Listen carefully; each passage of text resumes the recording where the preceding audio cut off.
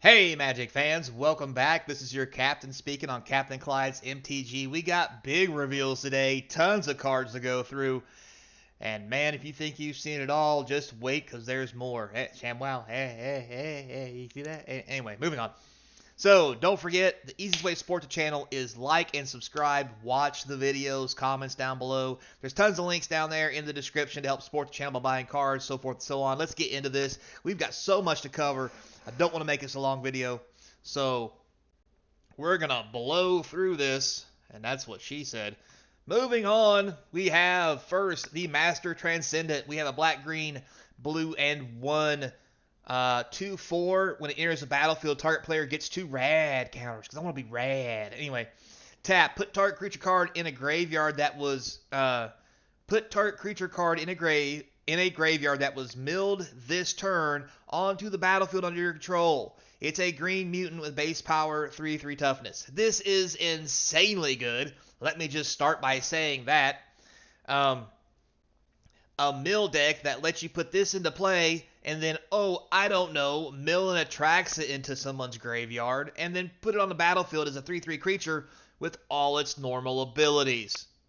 You feel me? You still get all its abilities. It's just a 3/3 power and toughness. It still got vigilance. It still has flying. It still draws you 7 cards or however many it can. And with all the sweet cards in Commander, this thing is going to be coming in hot. Oh, it's so hot. Next we have Harold and Bob. First Newmans. Good old Harold and Bob. Anyway, green and 2 for a 3/3. Vigilance and Reach Treefolk. When Harold and Bob, God, I love this card's name, dies, if it was a creature, return it to the battlefield. If it's an aura enchantment with enchant forest. Blah. Okay, let's try this again. Less caffeine, more blood. Okay. Return it. If this creature dies as this creature, you return it to the battlefield. It becomes an aura enchantment with enchant forest you control, and enchanted forest has tap, add 3 mana of any one color. You get 2 rad counters. Harold and Bob loses all their abilities. So basically, if this guy dies, he turns one of your lands into a Black Lotus. That doesn't get sacrificed. Good God. Next we have Lumbering Mega Sloth. This can't be good. So 2 green and 10 for an 8/8 creature with trample. It enters the battlefield tap, but wait, there's more. This spell costs 1 less to cast for each counter among players and permanents. Well, let's get on the field really quick. 1 less to cast for each counter among players and permanents. Let's see, what makes counters? Rad counters, poison counters. Oh yeah, Planeswalkers have counters on them. This is going to be disgusting. Going to be a great card. It's going to be huge, and it's going to slowly punch people in the face on a early turn. Anyway, Vault 12, the Necropolis, 2 black and 4 Saga. It's got 3 modes. First one, each player gets 3 rad counters. It's rad. 2, create X, 2/2 black zombie mutant creature tokens, where X is the total number of rad counters among players. Oh, so if there's 2 players in the battlefield, you're just going to get 6 2/2s. If there's 2 players. If there are 4 players, and everybody has 3 rad counters just from this, that's 12 2/2s. And that's if this is the only thing you play with rad counters. This is going to be ugly fast. This should be a mythic. And then on 3, put 2 +1/+1 counters on each creature you control. That's a zombie or mutant. So those 2/2 zombies, those 12 2/2s you just made, the next turn when they attack, they're going to be 4/4s. Sweet Jesus. Anyway, moving on. Next here we have Piper Wright, Public Reporter. So blue and 1 for this 1/2. Whenever it deals combat damage to a player, you get to investigate that many times. So whenever you sacrifice a clue, put a +1/+1 counter on her. It's kind of a reverse Tireless Tracker. It's blue, it's a 1/2. When you hit your opponent with it, you get that many investigation clues. You get that many clues. And every time you sack a clue, this gets a +1/+1 counter. Not only from drawing a card with a clue, but if you sack a clue to something else, like a spell, or as an extra cost to another spell, this still gets the counter. This blue card is going to be hot. We also have Lily Bowen, Raging Grandma. God, I just can't. Green and 3, 0/0 Vigilance. It enters the battlefield with 2 +1/+1 counters on it. At the beginning of your upkeep, double the number of +1/+1 counters on the card if its power is 16 or less. Otherwise, remove all but one +1/+1 counter from it. Then you gain 1 life for each +1/+1 counter removed this way. Jesus, this is good. Again, a 2/2, then a 4/4, then an 8/8, and then a 16/16. And then it becomes a 32/32, and you gain 31 life. This is disgustingly good, and the art's not bad either. So next we have the Nuke launcher. God, I love these names. 2 colorless equipment. Equipped creature gets +3/+0 and has Intimidate. Whenever the equipped creature attacks until the end of turn, defending players. When it attacks until the end of defending player's next turn, that player gets 2 rad counters whenever they cast a spell. Rad counters. Imagine that. Next we have Specimen 73. So 3 green, 4 colorless, flying death touch, 2/2. That when it enters the battlefield, oh wait, it's just a Hornet Queen. Yeah, you get 4 1/1 green insect creature tokens, so yada yada. Sorry, trying to make something out of it. Just, you guys caught me. Alright, moving on. We have Atomize, black, green, and 2, destroy target non-permanent, and you proliferate. This is going to be an amazing removal spell that everybody's going to want. We have a reprint of Casualties of War, 2 green, 2 black, and 2, destroy 1 everything. Biomass Mutation reprint. Hybrid green-blue, 2 of those, and X. Creatures you control have base power, toughness, XX at the end of turn. Inexorable Tide reprint, 2 blue and 3. Whenever you cast a spell, proliferate. I said lots of reprints. Moving on, we have reprint Power Fist, green and 1. Equipped creature has trample. Whenever this creature deals combat damage to a player, put that many +1/+1 counters on it. Equips for 2. Good art. We have Enrage Yalgawi. God, I butchered that. Anyway, this reprint, 3 green and X. It's a 2/2 Vigilance Trample. When it enters the battlefield with X +1/+1 counters on it. When it enters the battlefield, destroy any number of target artifacts and or enchantments with a total mana value less than or equal to X. Nothing like a Shatter Storm that's green and it has feet. And is also freaking huge. Anyway, moving on. We also then have the Mariposa Military Base, which is a land. You may have it enter the battlefield tapped. If you do, you get 2 rad counters. Notice may. You don't have to put it into play tapped, so that's cool. Taps for colorless for 5. Tap, draw a card. This ability costs 1 less to activate for each rad counter. So technically, it can cost 3. This is going to be played in mini decks because it's just good. Vexing Ragdoll, blue and 1 for a 1/2 flyer. Whenever it deals combat damage to a player, that player gets 2 rad counters. If they don't have any rad counters, otherwise proliferate. Pretty sweet. Alright, moving on. We have Young Deathclaws. Green, black, and 2 for a 4/2 with Menace. Each creature card in your graveyard has Scavenge. If you don't know, Scavenge is you pay their casting cost, and then you can exile it, and you put +1/+1 counters on a target creature you control equal to the mana cost. I'm sorry, card's power. Card's power. I was behind a sentence on that when I was reading. Next we have Mutational Advantage. Blue, green, and 1 for a instant. Permanents you control with counters on them gain hexproof, indestructible at the end of turn. Prevent all damage that would be dealt to those permanents this turn, and proliferate. Nothing like Heroic Intervention with a kick in the nuts. Anyway. Watchful Rad Stag. Oh, God, these rad terminologies are going to give me a seizure. Green and 2 for this 2/2 with Evolve. Whenever it evolves, create a token that's a copy of it. Good God. This is disgusting. You thought Scoot Swarm was bad? This damn thing. So when you evolve it, you make a copy of it.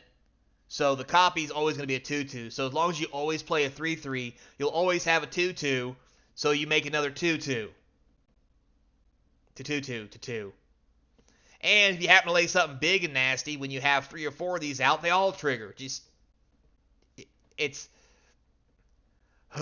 It's Watchful Rad Stag on steroids squared. This magic is getting into trigonometry, and I don't like it. Anyway, moving on. Corpse Jack Menace, black, green, and 2 for 4/4. If you have one or more +1/+1 counters, if one or more +1/+1 counters will be put on a creature you control, twice that many +1/+1 counters are put on it instead. Another good proliferate card. It's like the snake, but smaller. Giggity. Putrefy reprint, green, black, and 1, destroy artifact or creature, can't be regenerated. Next, we have Walking Ballista, called the Assaultron Invader. That's what he said he was. Anyway, Walking Ballista, XX for 0. That comes in with X +1/+1 counters. For 4, you add a counter. You remove 1, deal 1 damage to a target. Everybody knows what this card does. If you don't, God, where have you been these last couple of years? Next, we have Recon Craft Feta. Well, that's a name. 4 colorless for this 4/4 flying vehicle. When this card enters the battlefield, create a 0/0 blue alien creature token, put a +1/+1 counter on it. When the Redcon Craft Feta attacks, proliferate. Ugh. Pretty good. Next, we have Prime Murloc Queen. Basically, Hullbreaker Horror. I'm not even gonna sugarcoat it anymore. So reprint a Hullbreaker Horror, 7 mana, 7/8. That comes into play, can't be countered, has flash. Whenever you cast a spell, you can bounce something to someone's hand or put their spell back in their hand so it doesn't cast. Then we have a reprint of Fraying Insanity. If you don't remember this, it's 2 blue and 2 aura. Enchants a player. At the beginning of each player's instant, enchanted player mills X cards, where X is the number of cards put in their graveyard from anywhere. If you haven't noticed, all these cards are in the same deck. Mill, stuff at the graveyard, proliferate. Anyway, Botfly Swarm, black and 3 for a 0/0 flying. Enters the battlefield with 5 +1/+1 counters on it. 4 mana, 5/5 with flying. Seems good. What else does it do? If damage would be dealt to Botfly Swarm, while it has a +1/+1 counter on it, prevent that damage, remove that many +1/+1 counters from it, then give each player a rad counter for each +1/+1 counter removed. So, that's a thing. Struggle for Project Purity. Blue and 3 enchantment. When it enters the battlefield, you choose one, Brotherhood or Enclave. Brotherhood, at the beginning of your upkeep, each opponent draws a card. You draw a card for each card drawn this way. Wait a minute. At the beginning of your upkeep, each opponent draws a card, and then you draw a card for each card drawn this way. Okay, so basically every one of your turns you're going to draw 4 cards if you have 4 opponents, because 1 for every opponent, that's 3, and your draw step. That seems totally fair. That couldn't possibly be any worse than the Smothering Tide, right? Right? Ugh. God. Enclave. Whenever a player attacks you with 1 or more creatures, that player gets twice that many rad counters.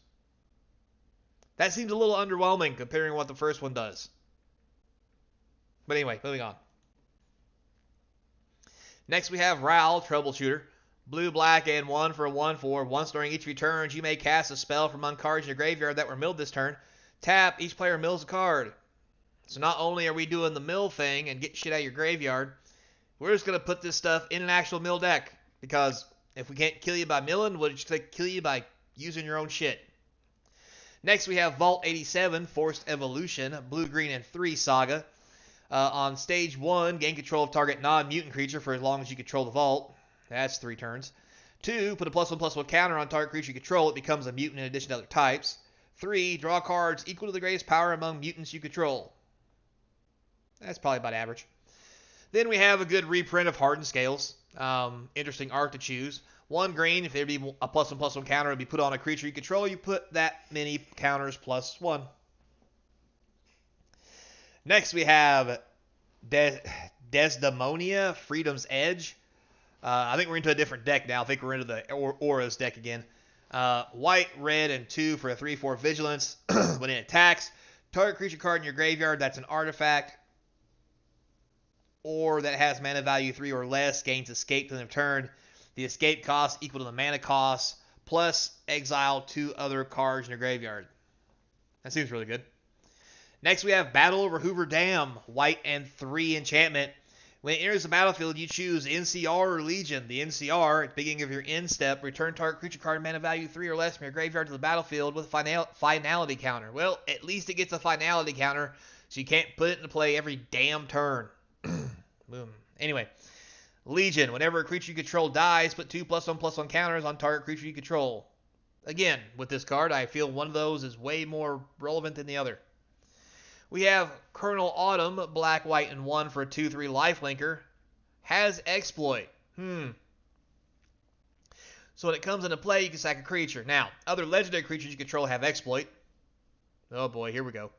Whenever a creature you control exploits a creature, put a +1/+1 counter on each creature you control. Yeah, okay, so they're just sliding this in there for the cards you could take out to put into your Aristocrats deck, because this is busted as hell. Next, we have Diamond City. This land enters the battlefield with a shield counter on it. Okay. Add 1 Cuddlist. Tap, move the shield counter from Diamond City onto target creature. Oh, that's what it's for. Activate only if 2 or more creatures enter the battlefield under your control this turn. That's kind of interesting. I mean, I guess you can't blow the land up. It's not colored. And you can put a shield counter on something if you play 2 creatures. I'm really confused about Diamond City. I don't know if I like that or not yet. Next, we have Wasteland Raider, black and 2 for a 4/3. It's got squad 2. What that means is for every 2 you pay past the casting cost, you get a copy of this. And when Wasteland Raiders enter the battlefield, each player sacks a creature. Oh, it's pretty much a Wrath on a stick. Got it. Next, we have Butch Deloria, Tunnel Snake. Well, that's a hell of a name. Black and 1 for a 2/2 with Menace. Whenever Butch, the Tunnel Snake, attacks, it gets +1/+1 in turn for each other rogue and or snake you control. Snake, huh? Interesting. For black and 1, put a Menace counter on another target creature. It becomes a rogue in addition to its other types. That's kind of cool. Just make everything rogues, and this thing just gets really big when you swing. Okay. We have Ruthless Rad Rat. Oh, boy. 2 black and 1. Squad. Exile 4 cards from your graveyard. Menace. 2/2. I mean, if you've milled 50 cards into your deck, you can make 10 2/2s. Hey, I'm not saying much past that, because as I will make a joke about it, I'm sure someone will accomplish this feat. Therefore, making it not as funny as it would be otherwise.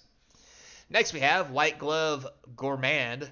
Black, white, and 2 for a 2/2. Whenever it enters the battlefield, create 2 1/1 white human creature tokens. Beginning of your end step, if another human died under your control this turn, create a food. I mean, it's fine. I mean, 4 mana for 4 power and 4 toughness. Plus, you get foods if your shit dies. It's fair. Alright, next we have Survivor's Medkit, 1 Cuddlist. For 1 and tapping, you can choose one that hasn't been chosen yet. Draw a card. Create a food token. Or target player loses all rad counters and you sacrifice the medkit. So clearly you're going to do that one last. But still, I mean, it's not terrible. Not great. But it is a thing.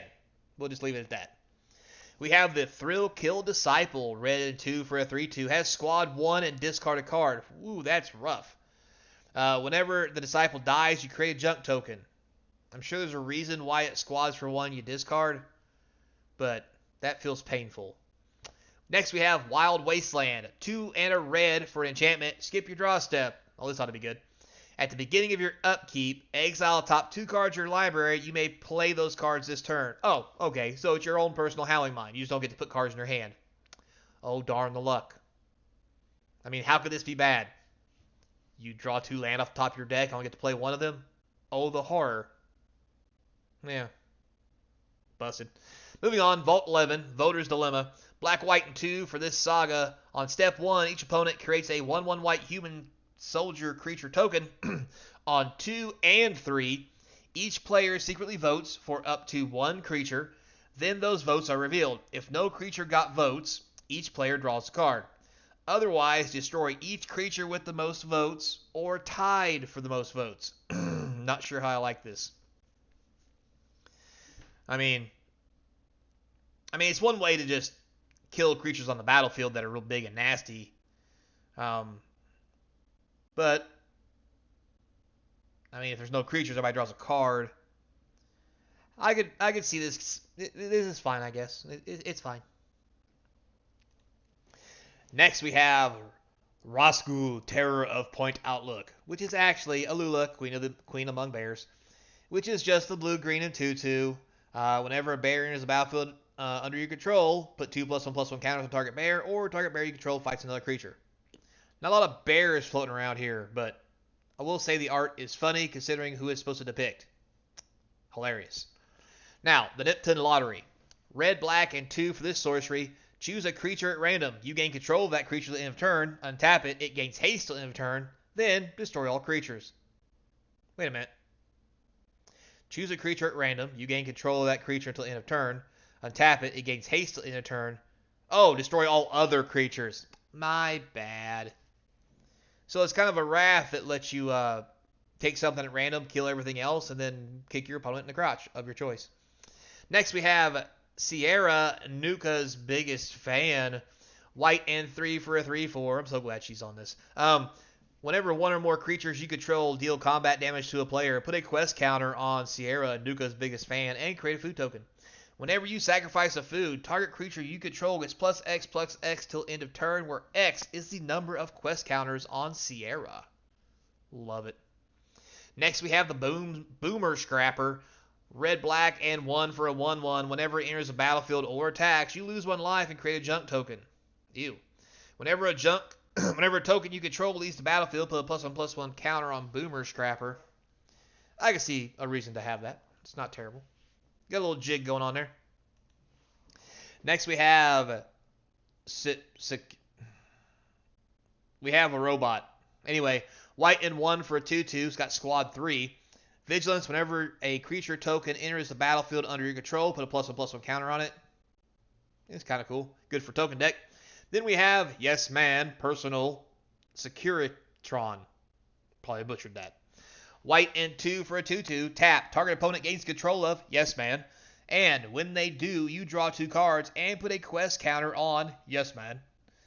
Activate only during your turn. Wild card. When Yes Man leaves the battlefield, its owner creates a tapped 1/1 white soldier creature token for each quest counter on it. Pretty cool.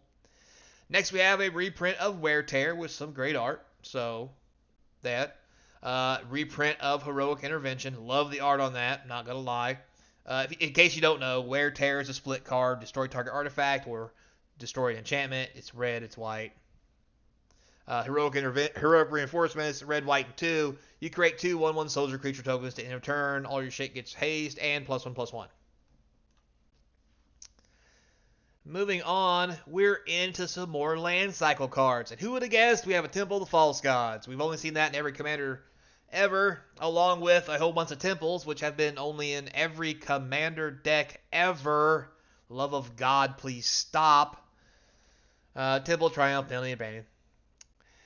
Moving on, we have Sun Petal Grove, Sungrass Prairie, Sheltered Thicket, Scavenging Grounds, Scattered Groves, Rootbound Crag, Rogue's Passage, Roadside Reliquary, all cards we've seen before in other commander decks. If you don't know what they do, feel free to pause the video because they're nothing to get excited about, because trust me, if you like commander and like buying commander decks, you will see these plenty of times. With the next set of lands, we move on to the Mossfire Valley. Hey, Junktown's new. Add 1 Cuddlist for red and 4. Sacrifice Junktown, create 3 junk tokens. Woohoo. Moving on to Jungle Shrine, Exotic Orchard, Buried Ruin, Canopy Vista, Cinderglade, Clifftop Retreat, yada, yada, yada. Also, we have Swiftfoot Boots. I love the fact that they're skates. That's pretty cool. But again, another card that sees a lot of reprints. Still kind of pricey, though, so I guess it's okay. We have the Pip-Boy 3000. This 1 casted cost equipment says whenever a equipped creature attacks, you choose 1, draw a card and discard, put a +1/+1 counter on that creature, or untap up to 2 target lands. Equips for 2. Seems pretty good. Next we have the Masterwork of Ingenuity, which is just a whole bunch of shit as a weapon apparently.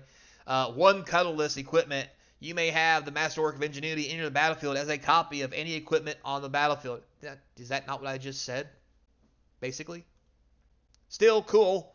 Nothing like a copy artifact card for 1 colorless, well, equipment. But still, I digress. Next, we have the reprint of Fire Shrieker. 3 colorless equips. Equipped creature has double strike, so equips for 2. We have Explorer's Scope. 1 colorless. When they equip creature attacks, look at the top card of your library. If it's a land card, put it on the battlefield tapped. Equips for 1. This seems like a great common.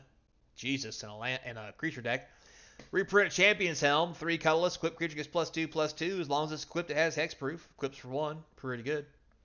Then we have reprint of Brass Knuckles, 4 colorless. When you cast this spell, you get to copy it, because, get it, Brass Knuckles, 1 for each hand. Moving on.